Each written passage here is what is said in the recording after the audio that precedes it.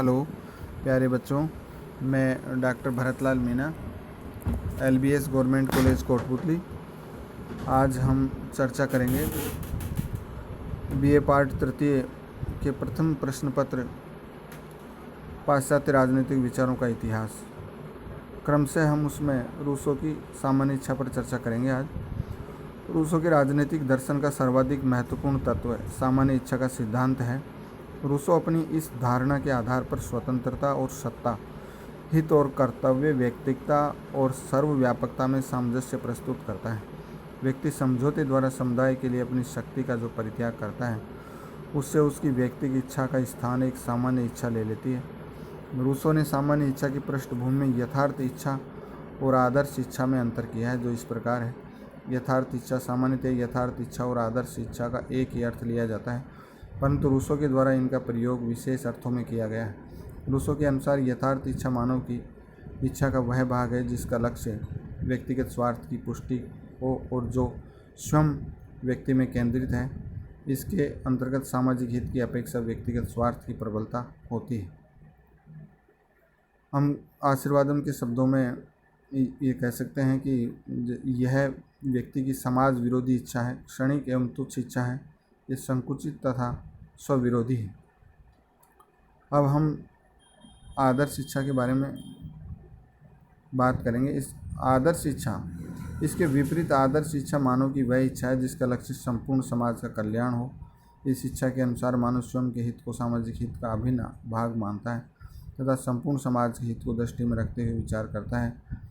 इस इच्छा में व्यक्तिगत स्वार्थ का सामाजिक हित के साथ सामंजस्य तथा व्यक्तिगत स्वार्थ पर सामाजिक हित की प्रधानता होती है। आशीर्वादम के शब्दों में यह जीवन के समस्त पहलुओं पर व्यापक रूप में दृष्टिपात करती है। यह विवेकपूर्ण इच्छा है और यह व्यक्ति तथा समाज के सामंजस्य में प्रकट होती है। जहाँ तक सामान्य इच्छा का संबंध है, सामान्य इच्छा मानव की आदर्श इच्छाओं का योग मात्र है। दूसरे शब्दों में कहा जा सकता है कि सामान्य इच्छा मानव की इच्छा का वह श्रेष्ठ भाग है जो संपूर्ण समाज के लिए आवश्यक रूप में हितकर हो। आशीर्वाद के शब्दों में सामान्य इच्छा की परिभाषा एक समाज के सदस्यों की आदर्श इच्छाओं के योग अथवा इससे भी अधिक उत्तम शब्दों में उनके एकीकरण के रूप में की जा सकती है। प्रसिद्ध विद्वान ग्रीन ने सामान्य इच्छा की सूक्ष्म और अर्थपूर्ण व्याख्या करते हुए लिखा है कि सामान्य आदर्शों की सामान्य चेतना ही सामान्य इच्छा है। रूसो की विचारधारा के प्रमुख व्याख्याकार बोसांक के अनुसार सामान्य इच्छा संपूर्ण समाज की सामूहिक अथवा सभी व्यक्तियों की ऐसी इच्छाओं का समूह है जिसका लक्ष्य सामान्य हित की पुष्टि है। दाते ने इसे समुदाय की श्रेष्ठ भावना कहा है। अब हम देखते हैं कि उपयुक्त विवेचन से ये स्पष्ट होता है कि रूसो की सामान्य इच्छा के दो अंग हैं, सामान्य व्यक्तियों की इच्छा और सामान्य हित पर आधारित इच्छा।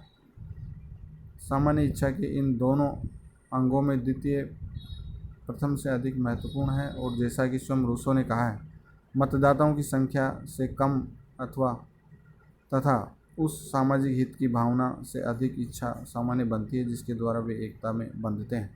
सामान्य इच्छा का निर्माण, इस संबंध में रूसो का कहना है कि हम सबकी इच्छा से चलते हैं और सामान्य इच्छा पर पहुंचते हैं। जब कभी जनता के सामने कोई प्रश्न उपस्थित होता है तो जनता का प्रत्येक व्यक्ति उस प्रश्न पर व्यक्तिगत दृष्टि से विचार करता है। ऐसा समाज यदि सभ्य और सुसंस्कृत हो और उसमें नागरिकता की भावना हो तो विचारों के आदान प्रदान की इस प्रक्रिया में व्यक्तियों की स्वार्थ में इच्छाएं एक दूसरे की इच्छाओं को नष्ट कर देती है और इस प्रक्रिया के परिणाम स्वरूप सामान्य इच्छा का उदय होता है। पारस्परिक वाद विवाद के परिणाम स्वरूप व्यक्तिगत इच्छाएं परिष्कृत हो जाती है और उनकी इच्छा का सर्वोत्तम रूप प्रकट होता है जो सामान्य इच्छा है। सामान्य इच्छा की विशेषताएं। सामान्य इच्छा को स्पष्ट रूप से समझने के लिए उसकी विशेषताओं और लक्ष्यों का ज्ञान प्राप्त करना आवश्यक है। सामान्य इच्छा से सामान्य इच्छा की निम्नलिखित विशेषताएं बतलाई जा सकती है। पहली है अखंडता। सामान्य इच्छा का एक विशेष लक्षण उसकी अखंडता, एकता या अखंडता है। यद्यपि सामान्य इच्छा की एकता में विभिन्नता भी होती है, किंतु विवेक युक्त और बुद्धिजन्य होने के कारण इसमें किसी भी प्रकार का आत्मविरोध नहीं होता।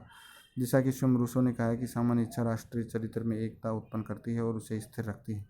दूसरी विशेषता है अदेयता। सामान्य इच्छा का दूसरा लक्षण है अदेयता, जिसका तात्पर्य यह है कि यह किन्हीं व्यक्तियों को हस्तांतरित नहीं की जा सकती। इसी आधार पर रूसो कहता है कि सामान्य इच्छा प्रतिनिधियों द्वारा व्यक्त किए जाने की योग्य नहीं होती। उसे प्रत्यक्ष प्रजातंत्र का उपासक, जिसमें व्यक्ति स्वयं अपनी इच्छा व्यक्त करते हैं। रूसो के अनुसार प्रतिनिधियों के माध्यम से इसे व्यक्त करना व्यक्तियों के बहुमूल्य अधिकारों का हनन और लोकतंत्र की हत्या है। तीसरी विशेषता है अविच्छेदता। सामान्य इच्छा की एक विशेषता यह है कि इसे प्रभु सत्ता से अलग नहीं किया जा सकता। प्रभु सत्ता सामान्य इच्छा में निहित है और वह इसका प्राण है। जिस प्रकार किसी व्यक्ति के शरीर से उसके प्राण को पृथक नहीं किया जा सकता, वैसे ही प्रभु सत्ता से सामान्य इच्छा को अलग कर सकना संभव नहीं है। चौथी विशेषता है सर्वोच्च एवं निरंकुश।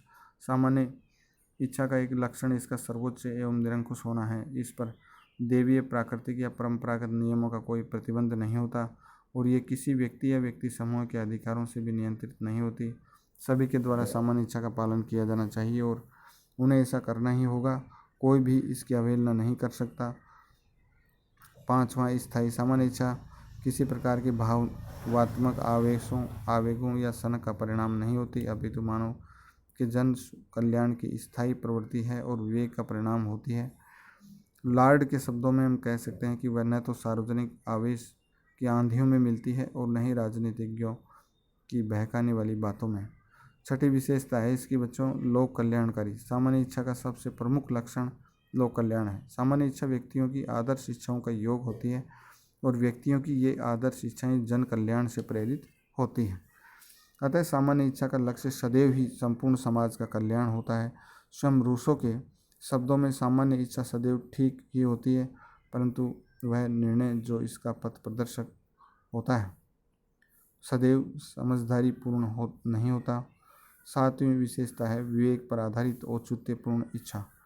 यह इच्छा किसी प्रकार की भावनाओं पर नहीं वरन तर्क और विवेक पर आधारित होती है। स्वयं रूसो के शब्दों में सामान्य इच्छा सदैव ही विवेकपूर्ण एवं न्याय संगत होती है, क्योंकि जनता की वाणी वास्तव में ईश्वर की वाणी होती है।